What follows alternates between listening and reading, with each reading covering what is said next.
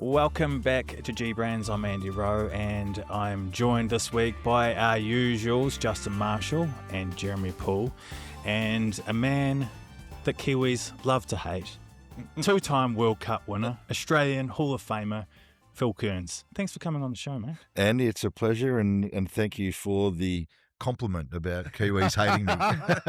I've been in your company for about 5 minutes now. You're not a bad bloke. You're not a bad bloke. I haven't said one bad word about Kiwis in the 10 minutes, but there's plenty of time to go. Why do you think it is that Kiwis have got that kind of edge with you? Oh, I think it goes back to a little incident back in 1990 where Sean Fitzpatrick and I had a slight disagreement on the field. And I think that's probably it. That was the moment where Kiwis, they probably didn't like me before, but they only didn't like me a little bit, and they didn't like me a lot after that piece. But I was also very lucky to be part of an era where we were pretty successful against New Zealand back then. Golly, I tell you, we can't let go of grudge like that, can we? New Zealanders. No. Because Underarm. I know the incident. Yeah. I know exactly. It was in Wellington, wasn't it? Yeah, it was at Athletic Park, Wellington. 34 years ago. Yeah, the underarm. Yeah, The underarm. I was as just well. thinking about Quade Cooper did the same thing. Remember when he rubbed Richie McCaw's head and gave him an absolute spray. Rubbed him with his knee. Yeah, rubbed him a little bit with his knee as well. And every time he came to New Zealand after that, he got booed every time he touched the ball or whatever, which I thought was complete bullshit. That's so childish. Oh, I love it. I love it. Boo them. I love Gee a bit whiz. of booing at a rugby Mate, game. don't you like just to get somebody to actually have a little bit of spunk about them when they're playing the All Blacks and say, you know what, fuck you, you know? Yeah, we're here to play as well. I love it. I love And the, then love poor the old Quade, mate, who's actually a bloody nice guy. He just cops it every time he goes to New Zealand. Like, I remember literally would have been about 5 or 6 years ago now, walking down, is it Queen Street? The one that, Yep. Yeah. walking down Queen Street in Auckland, and this guy across the road just yells out, "Hey, Kearnsy!" And I look up and sort of wave at the guy. He goes, "Get fucked!" Hey,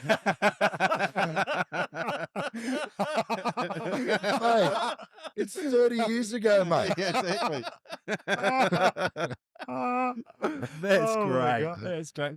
So let's build up to that, because you obviously, it's well documented, your tussles with Sean Fitzpatrick. What led to that, and then tell us about the incident. So first test was 89, and it was Tony Daly's first test, and it was Timmy Horan's first test that day. And so playing up against Sean, and I didn't know too much about him. Thought he's probably a reasonable player, you know. Oh my God, your nose is growing. And anyway, from the first scrum, he just gave it to me. "What are you doing out here, little boy? You don't deserve to play against me. I'm the best in the world. What are you doing out here, little fat kid? Why don't you just go home to mummy?"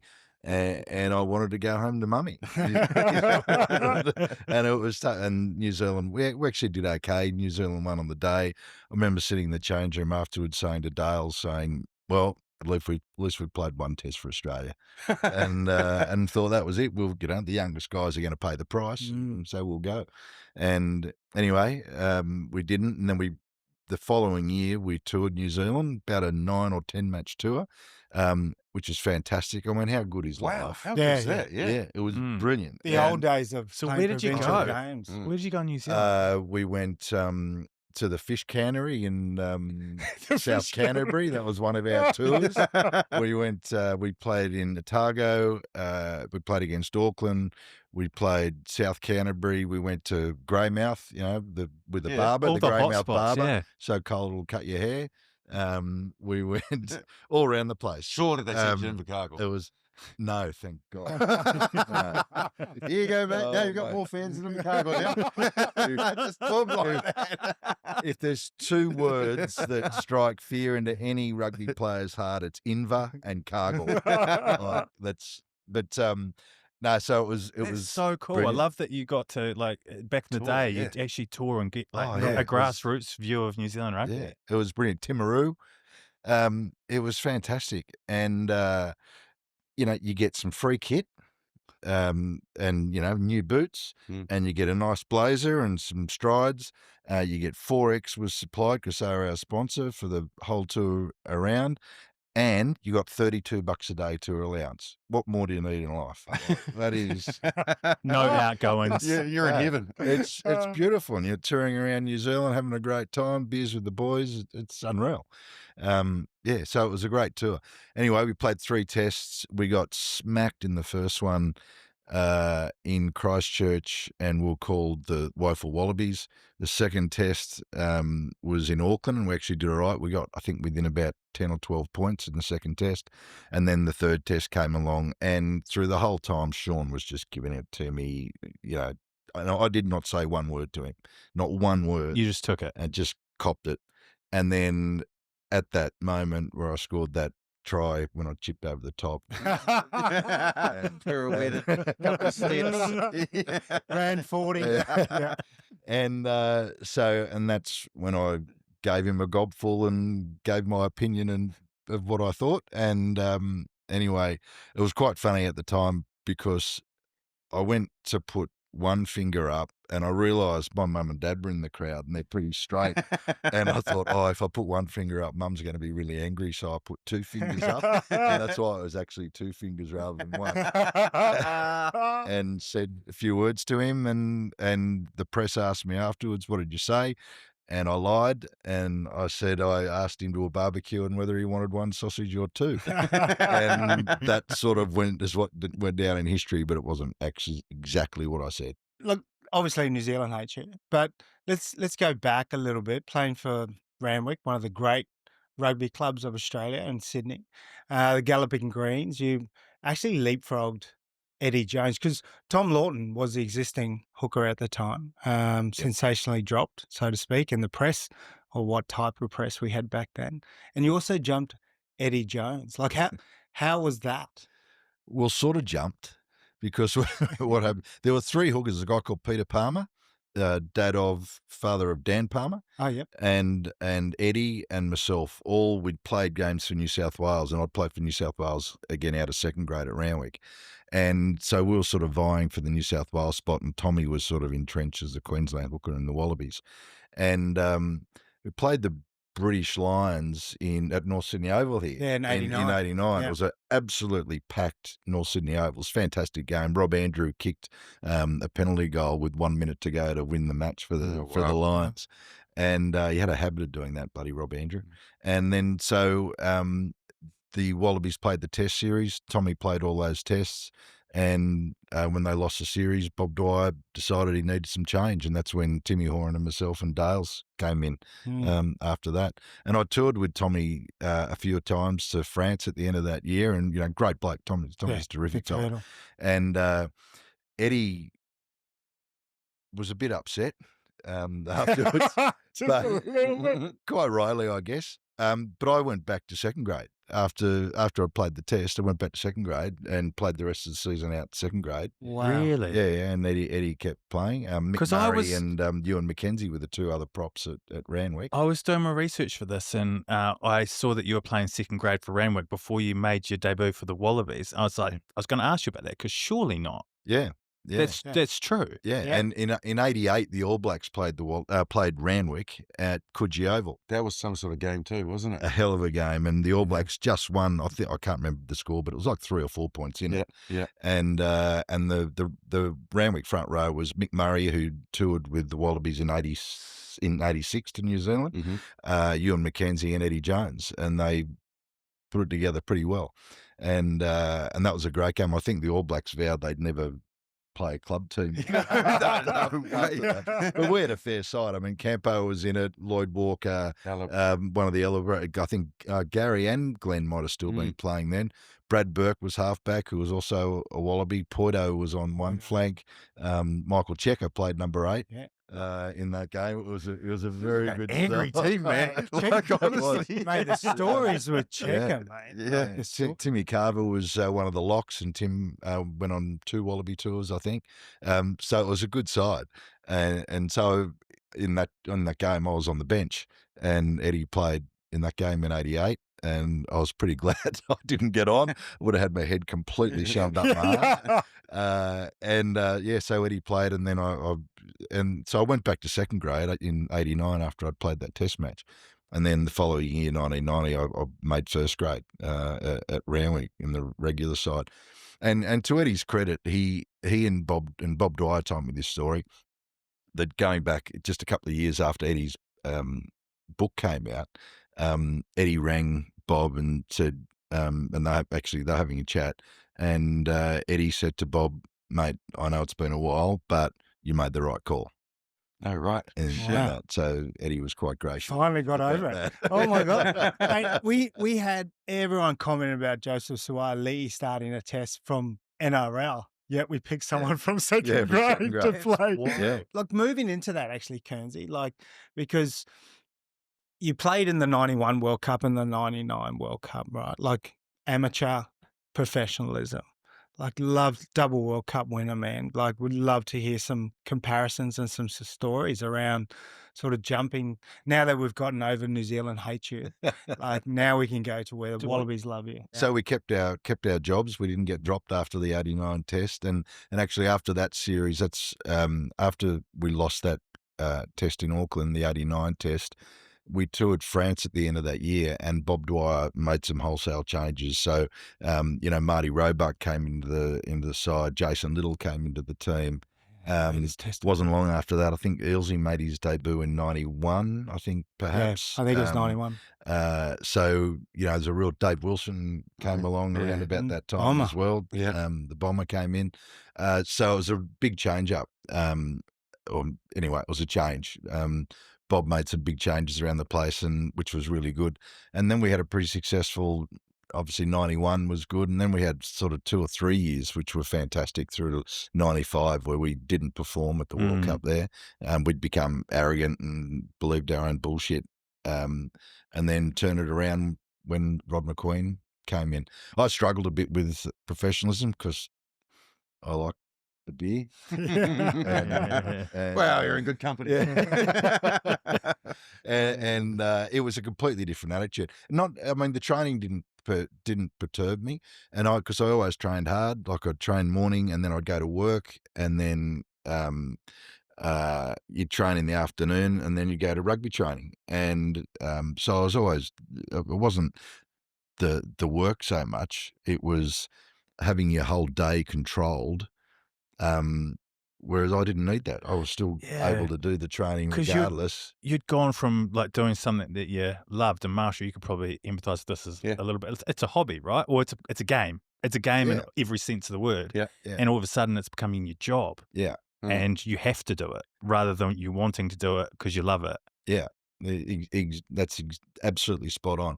And I would have done it regardless. And so when you get told, like normally you get up at 5 a.m, you go and do your training. Now it's like, no, we don't want you to do any training till 9 o'clock when you're around at the ground. I go, well, what about the 4 hours that I would have done this other stuff? Well, what happens to that 4 hours? Oh, well, you sleep in. Oh, I don't really want to sleep in. And so it was a total change in life. And I like the old stuff. Yeah. Yeah. I suppose this then goes back to the 91 World Cup, like Philippe, where Ewan tells me I really linked the big link, missing link. Arguably one of the best coaches I ever had, actually. I thought Ewan McKenzie was one of the greats. Great tight head. Yeah, prop too. great tight head prop. Very analytical of the game, very good.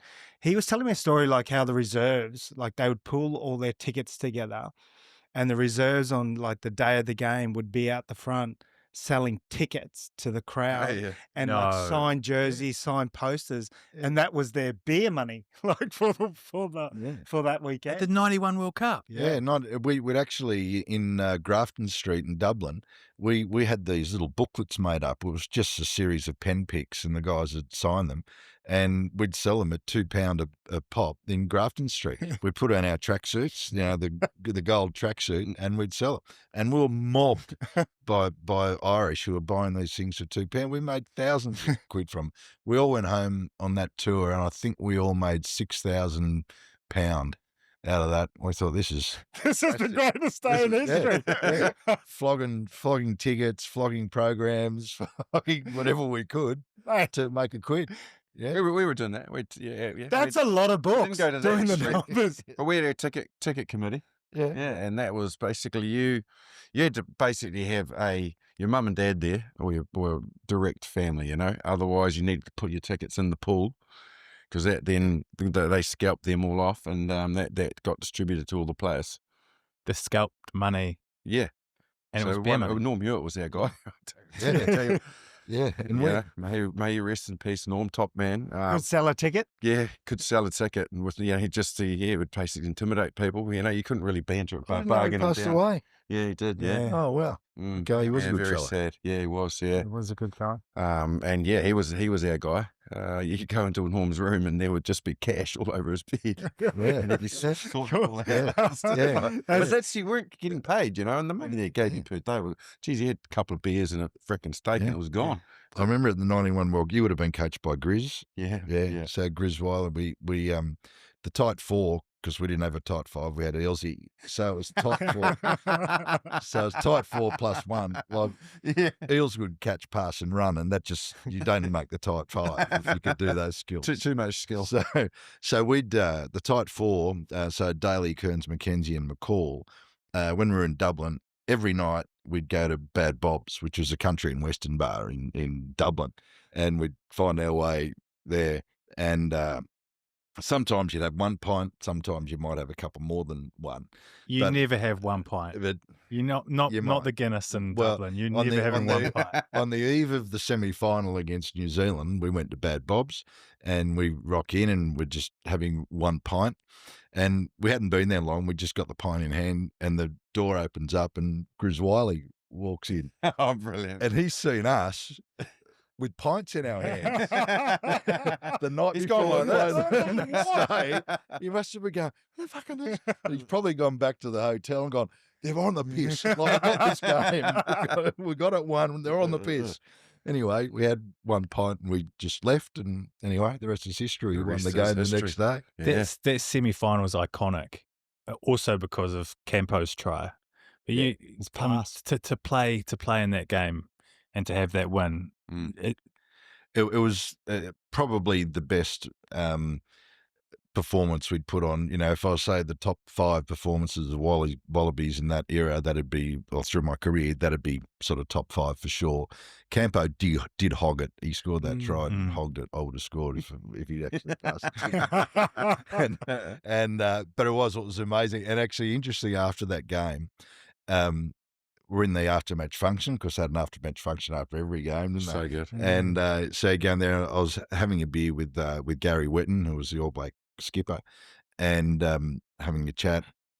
And he said, stay here and don't move. I went, okay, Mr. Whitten, because he's a lot bigger than me and older than me. And so he walked away and he came back and he brought Sean Fitzpatrick with him, and Sean had a beer in his hand. And Gary just said, life's too short. You blokes are dumb pricks. Just start talking and be mates. And so we started talking. We've been mates ever since. Really? Yeah. That was the first civil words we actually ever said to each other. how did that conversation After go? the 91 World Cup. How did that conversation go? Oh, I don't remember, but we just had a chat and talking about family or whatever. And, didn't even talk about footy. It was just all other stuff. And Sean and I have been in contact ever since. We've when I go to the UK, I'll, we'll have a beer together and whatever.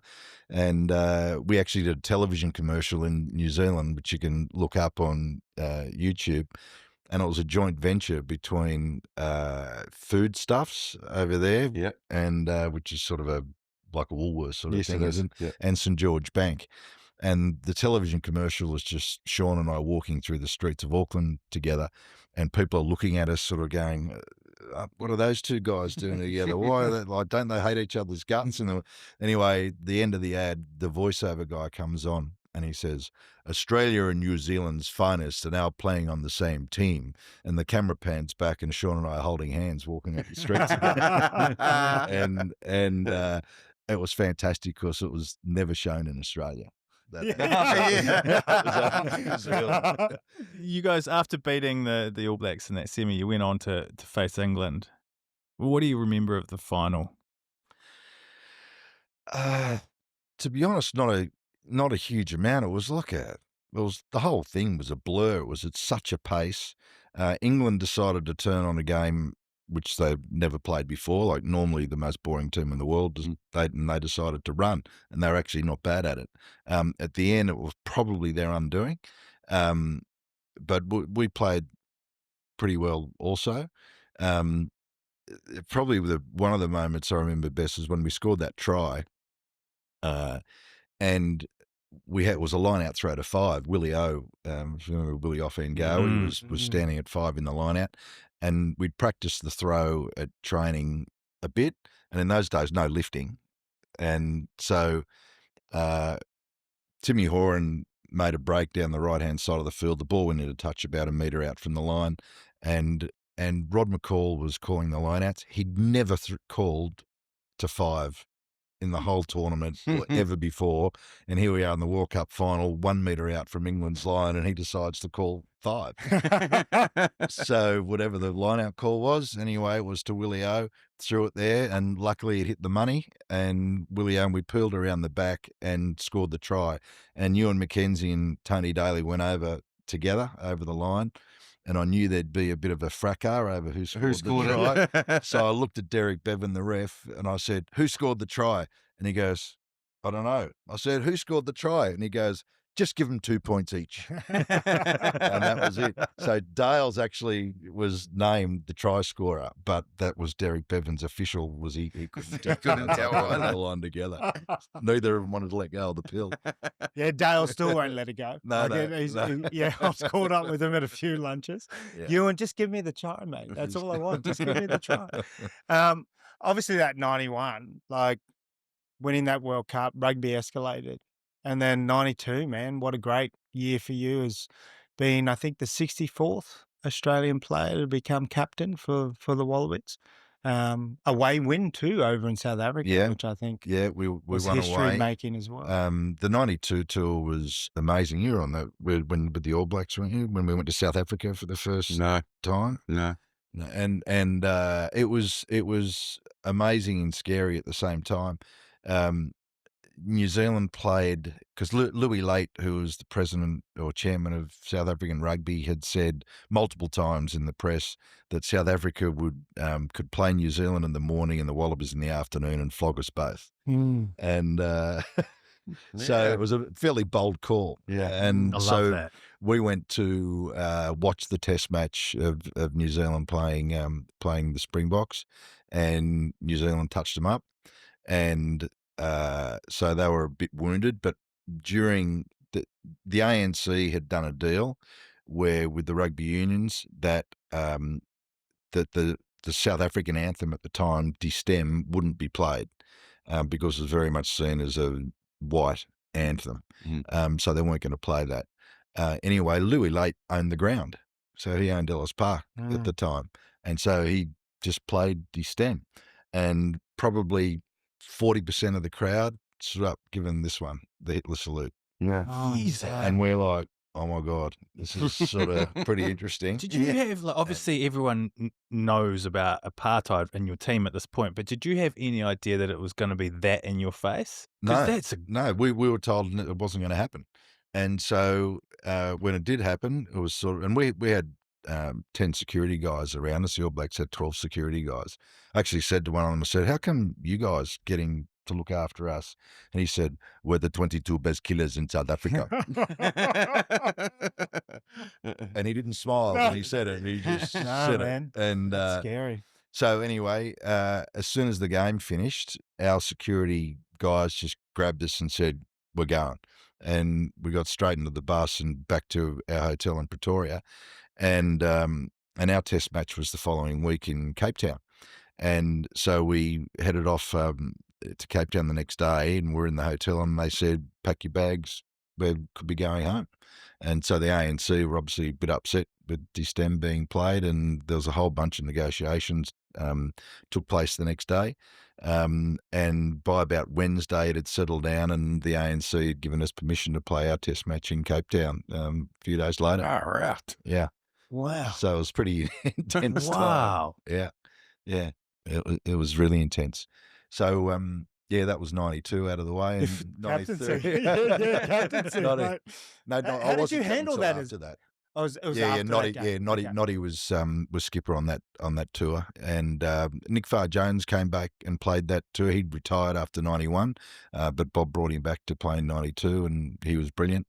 Timmy Horan scored in that test one of the best tries you'll ever see. Was He's a brilliant. freak. And so we touched him up pretty well also, and I can't remember the scores, like whatever it was, 19-3 or something like that. Yeah, brilliant test match. And so it was a good era of Australian rugby. Yeah, and you went back in 95 and everyone thought you guys were one of the favourites and you absolutely shat the bed. Yeah, we did. I think there are a bunch of guys in the team that weren't at 91 and that came into the team and thought they were there in 91. Mhm. So, the work ethic probably wasn't as strong as it was. I think we'd all become a little bit arrogant. The work ethic had dropped a little bit. And, things that Bob Dwyer wanted us to do, we sort of pushed back on when we should have copped it and got on with it. And we only had ourselves to blame in hindsight. But we turned that around again, going back into sort of 98, 99. Mingy came into the team and back in 98. Let's talk about that. JP No, we coming don't into have the to.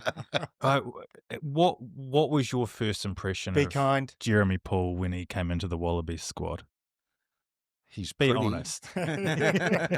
He's really pretty. Well, he'll tell you. He,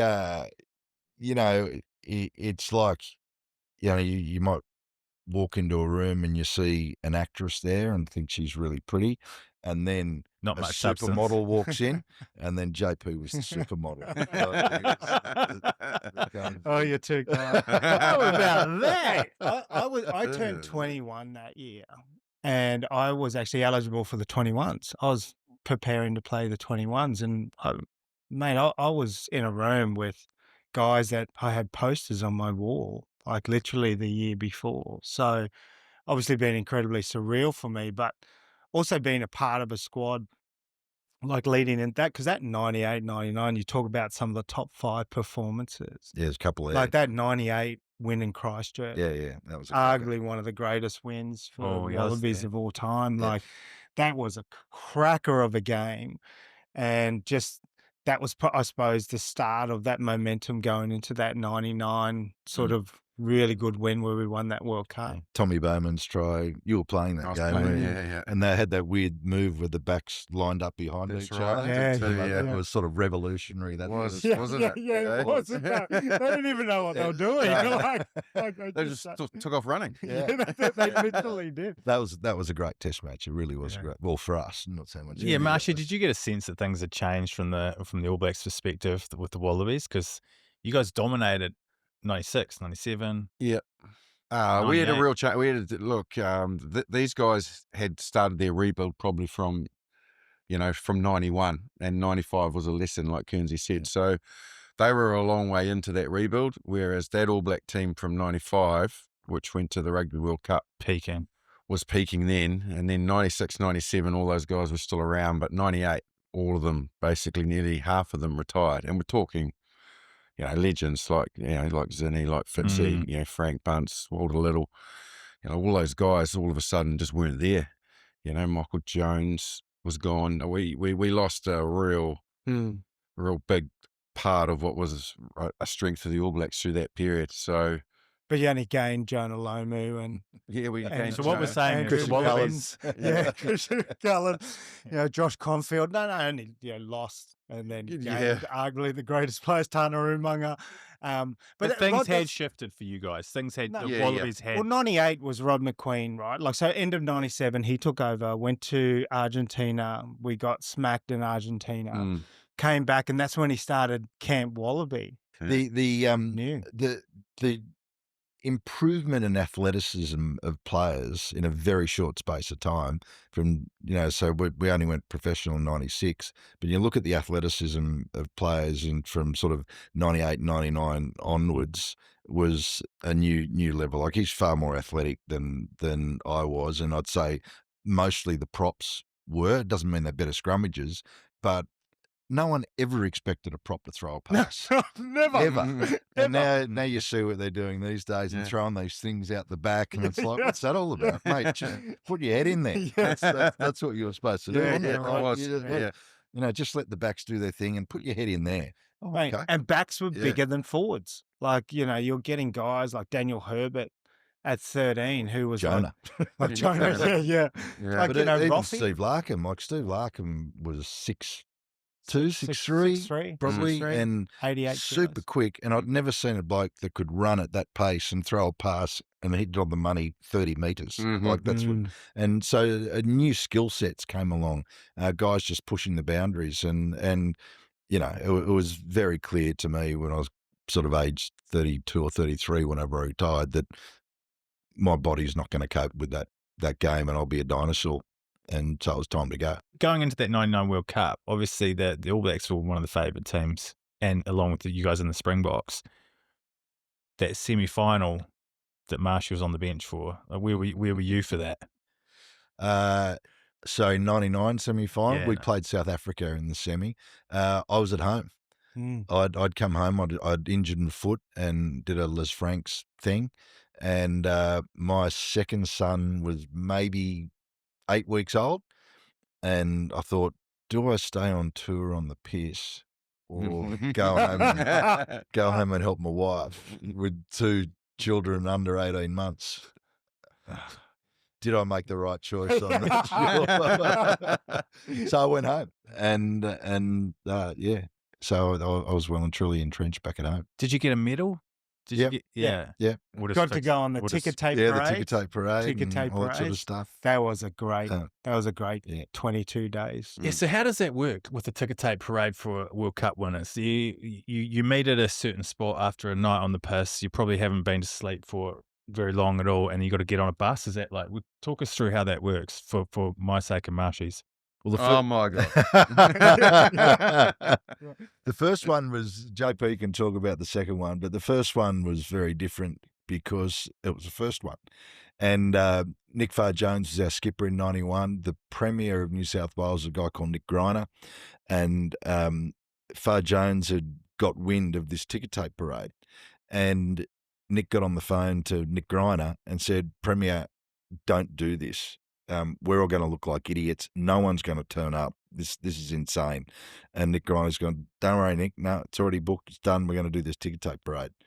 So anyway, we turn up into Sydney, the whole team. The guys flew down from Brisbane and whoever came up from Canberra. And we're in bottom end of Pitt Street. And the way the traffic worked then, you had to turn left out of Pitt onto Alfred Street and then up into George Street, where the ticker tape parade was going to be. Now we're in Pitt Street. We cannot see a soul. So here we are, all in these special. Ford was our sponsor. We're sitting in the back of these little sports cars called Ford Capris. Yeah. And we're sitting in the back of these things, and there's not a soul. We're thinking, what the hell is going on here? Left on the Alfred Street, tumbleweed.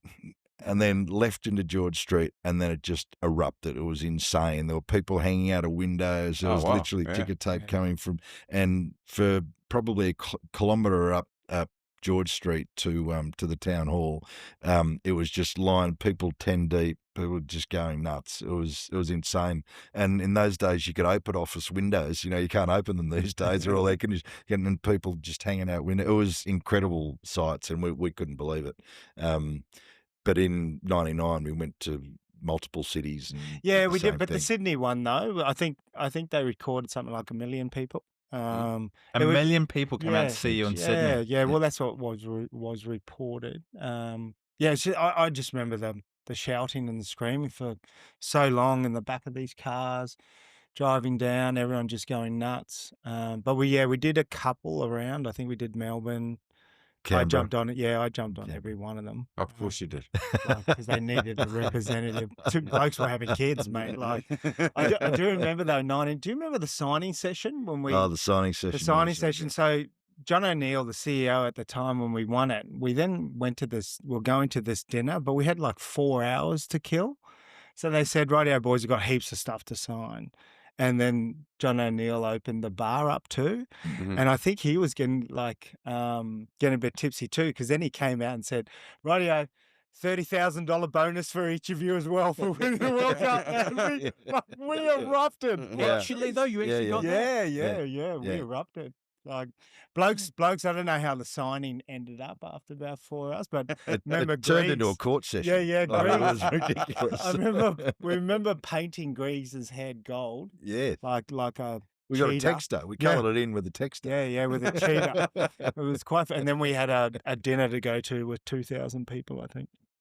Like Yeah. later that night. But it was 99 was it was an incredible time because it was still that amateur / and we didn't have the scrutiny, I suppose, is what they have today. But from a win point of view and support point of view, yeah, that ticker tape parade was. Well, I think the other thing with most World Cups is everyone just expects New Zealand to win or South Africa, and we might get a mention in dispatches. So there's less pressure on us going into them. Even going to 99, we'd have a great run going into the tournament, but it'll be New Zealand or South Africa or win, which is huge press for you Kiwis. Mm. Yeah. When you always choked, so Yeah. Now, what we were doing, I've told you this before, Jeremy, as we're building blocks for the success of back-to-back World Cups in 2011 and 15, it was just like... you didn't play in those though. No, but that's why I was a block builder. Showed them what not to do in 99 and 2003. Marshy the Bricky. Yeah, exactly. The current team, what are your sort of thoughts around what their prospects are heading into this Lions series and the way they're coached? Like overall, in a nutshell, what are your views on the current setup? Far more positive than I was. I'm a bit sad that Joe Schmidt is leaving. I've never met Joe, by the way, but he just seems like a good bloke. He seems like he communicates really well. It seems like the players really like him. Winning solves everything. And you could just see on that last tour, not only did they play better, but they won a couple of games, and all of a sudden people are talking about the Wallabies again here, which they hadn't talked about for a long, long time. So Joe's obviously been a terrific influence on the side, and it's how you use players as well, and the communication and the way they're used is hugely important. And Joseph Suwali's going to be important in that, I think. And if I look back at someone like a Steve Larkham, Rod McQueen used him magnificently, and he was like, the talent he had was just incredible. And when he played well, the whole team played well, and I think Suwali could be one of those players. Would I put us as favourites to win the Lions series? Not a hope in hell. Do I think we can win a test? Yeah, I reckon we might sneak a test match. I doubt we'll win the series, but I think we could snatch a test match. Underdogs, really? Underdogs. Yeah. Oh, you're just trying. You don't want to headline. Is that what you're saying? No, well, what I think in every team that is successful, you have to have an incredible 9 and 10. I think we've got competent 9s and 10s, and I hope with Joe's coaching that two of them that are 9 and 10 can emerge. That is really, really damn good. And I think there's some potential there, and that's probably where the biggest amount of pressure is on Joe Schmidt is to create that 9 and 10 combination. Our forwards, I think we got pretty competitive. I really like players like Fraser McWright. I think he carries on a magnificent tradition of Australian number 7s that we've seen. Yes. Mang What reckons about he's the that? best 7 in the world. I think he's the best. Don't know about that, but he'd be up I there. think You'd include him in the conversation. Yeah. And we had George Smith going back, and we've had Hooper, and we've had Dave Wilson. We've had some really good 7s. So I think Fraser McWright's up there. I think Angus Bell, is a phenomenal front rower. So there's some real talent there, which just has to come together. But it's a workable forward pack, and there's some decent backs out there as well. But the link is how to get our 9 and 10 to get those other guys moving. And I don't think we've had that for quite a few years. Overall, you've mentioned you like what Joe Smith's doing. You wish you could stay on. Overall, looking at the Australian Rugby Union picture, are you happy with the general direction that it's going? Yeah, I think so. And I say that because when you pick up the papers now, it's not about some boardroom issue, Mm. a fight between New South Wales and Queensland or Brumbies or whatever directors. Win again? It's Oh, what? about the game, and players are back in the paper, and the news is about what's either about to happen in a game or what did happen in a game. So people are actually talking about the game rather than what some idiot official's done. So that's really good. And the positivity around the Lions and the World Cup coming here in 2027, I think, is awesome, and 29 Women's World Cup as well. So and then Olympics around that as well with the sevens. So I am positive. I'm more positive about the game now than I was 3 or 4 years ago. So I think generally Phil Ward's doing a good job in that capacity. So I'm more positive than not. I think New Zealand and Australian rugby still have some issues they've got to solve. You look at the crowds in New Zealand at the moment, what No. you would have liked, and neither are they here. But again, winning solves everything. When you're winning, you go nuts. We didn't actually touch on, you were you headed up the committee to win the World Cups here in Australia in 2027, 2029.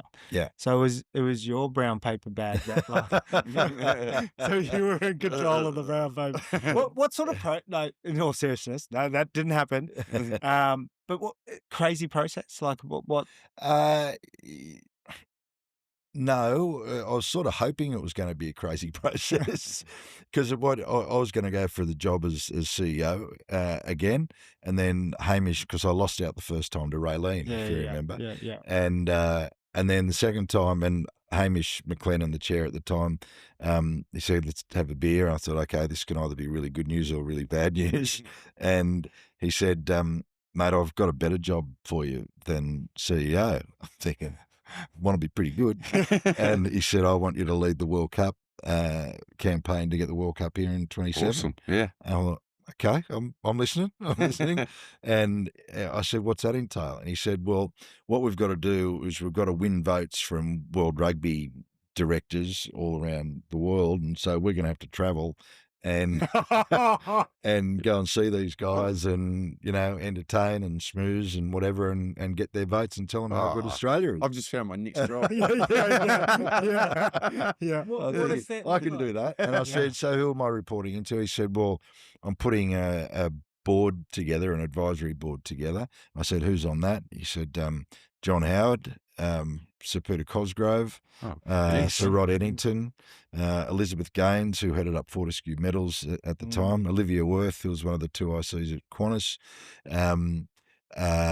John Coates, president of the AOC, and two IC, the IOC, and Ilse and Gabriella." And I thought, okay, That's pretty punchy. That's pretty punchy. Here we go. We've got a chance here. Was Robbo there? Robbo was there too. No, Robbo wasn't there then. He was on the Australian Rugby Board. Actually, I think he was on the World Rugby Board at the time as well. So anyway, we'd have these regular board meetings, and it was just fascinating listening to these guys talk and ladies talk and their opinions and views and people that they knew around the world. There's not one person on the planet that John Coates doesn't know. And so that was a phenomenal thing. And then, so I'm passport at the ready, ready to travel. "Hamish, I'm in." And then COVID broke out and we couldn't go anywhere. Oh, no. So we went nowhere, and Did it all via it was all via Zoom. So we went nowhere, and eventually sort of COVID settled down, and we had to go to a couple of World Rugby meetings in the UK, in Dublin. So that was okay, but that was the only trip we got. And along the way, the US were a rival at one point. There's a few others that had thrown their hat into the ring, like Qatar and believe it or not, Russia. But the US were a contender for a while. But I think World Rugby, two things: the USA team weren't up to scratch, and you want a strong US team, so there's a lot of investment going to the US. But the second point was, we have a country here that is brilliant at holding global sporting events, from cricket, to Olympic Games, Rugby World Cups. We've got the grounds in different states all around the country to do it. And so we've shown that expertise. And there was actually talk of New Zealand having a pool. Yeah. But when we did our modelling, it would mean we'd lose about $250 million of revenue if we took a pool to New Zealand. And you don't So I need said that. to Mark Robertson, I said, Robbo and I had a chat, and I said, mate, you can have a pool, but you need to pay us $250 million. Okay, let's rethink that strategy. Just because you don't have the capacity at the stadia that we have here and can't charge the ticket prices that No, we can absolutely. charge here Yeah. and that sort of stuff. So we won that, and now I'm on the organising committee. Sir Rod Ennington, who was on the first committee, is now chair of our World Cup organising committee, and I'm on that board with them, which is great. JP, you want to ask him why there was no games in Canberra? Now's your chance, mate. He's sitting right opposite you. No, it was Hold World him to Rugby, account. wasn't it? Hold him World to Rugby account. made that decision. Yeah, Or was there's this you? Yeah, no, was this you? there's- I actually find I don't believe that the people of Canberra haven't revolted to the government down there because they don't have a stadium that can hold the stadium is over 50 years old, or by the time the World Cup comes around, it'll be over 50 years old. The change rooms are horrendous, and it's just not up to world-class standard that you want your World Cup to be in. It's a long Fair way out of town. It's difficult to get to, and it's just not a good ground. And Canberrans will find that no rock concerts will be out there, no international sport will come into Canberra at all because that ground's just not up to it. And that's the only reason why the game's not going there. Very, Makes sense. very good explanation. Yeah, it's No, very look, it's tough. always been an issue. I believe the Brumbies actually changed, like where we used to be for the home ground change room. I think we changed with the opposition because there was a bad smell coming out of.